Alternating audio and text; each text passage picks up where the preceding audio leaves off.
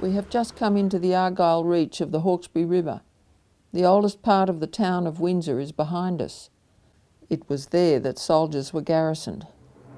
In 1794, ex-convicts and a handful of free settlers started farming on these riverbanks on grants of land given by the colony's governor. They were people in their 20s and 30s, some with young families. But this part of the river and the floodplain around it belonged to clans of the Darug Aborigines. And it was just over there, in September 1799, just beyond the riverbank, that two Aboriginal teenagers were murdered by a group of settlers. It was an act of blood revenge for the killing of one of their neighbours, Thomas Hodgkinson. Thomas and his wife Sarah, both in their 20s, lived here with their young children on this land grant. The two Aborigines were killed somewhere in this area. Thomas and a friend had been on a hunting trip up into the foothills of the mountains.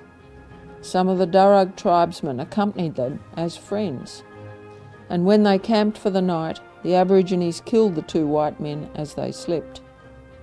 About 3 weeks later, the bodies were found, and some of the settlers went out to bury them. They were horrified by what they saw. The seeds of revenge were sown. Thomas's wife Sarah gave birth to their third child a few days before she heard of how her husband died. When some Darug youths brought back her husband's musket, she identified them as having been amongst the Aborigines who had agreed to go with Thomas on the hunting trip. She believed they were involved in killing her husband, and she wanted revenge. My book tells the story of these tragic events and of the criminal trial that followed. 5 Argyle Reach men were charged with killing the two Aborigines.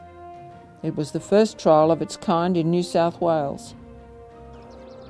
I've wanted to find out exactly what happened ever since I found out that one of the defendants in this trial was my own great-great-great-grandfather.